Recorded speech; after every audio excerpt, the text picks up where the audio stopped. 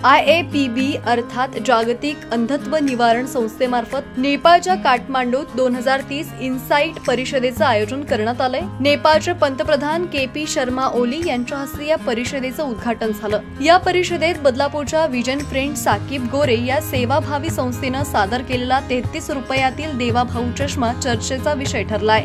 नेपाळमध्ये 2 दिवस होत असलेल्या या परिषदेत 140 देशांमधील 700 संस्थांचे प्रतिनिधी सहभागी झाले आहेत।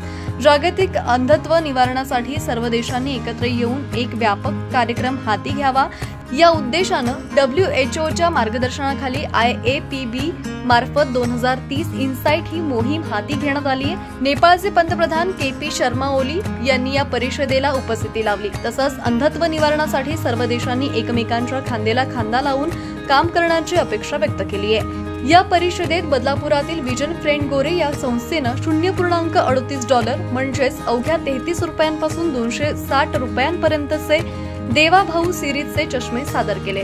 आफ्रिका खंडातील गरीबातल्या गरीब देशापासून ते अमेरिकेपर्यंत हा स्वस्तातला चष्मा पोहोचावा, जेणेकरून चष्म्याअभावी कोणीही वंचित राहणार नाही अशी आपली भूमिका असल्याचं साकीब गोरे यांनी सांगितलंय। या परिषदेच्या उद्घाटन सोहळ्यावेळी पंतप्रधान KP शर्मा ओली यांच्यासह नेपाळचे आरोग्य मंत्री प्रदीप पौडल, IAPBच्या अध्यक्षा कॅरोलिन केसी, CEO पीटर हॉलंड आणि इतर मान्यवर उपस्थित होते।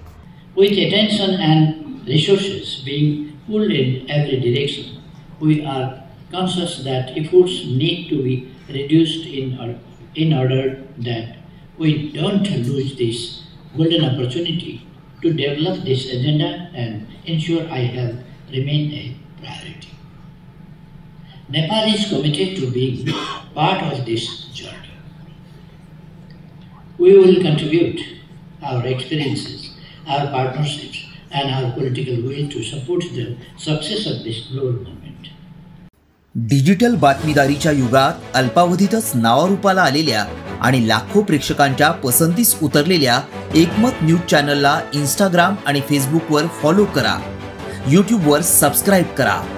एकमत न्यूजशी संपर्क साधण्यासाठी 6384040404 या क्रमांकावर कॉल करा। बातमी म्हणजेच एकमत न्यूज।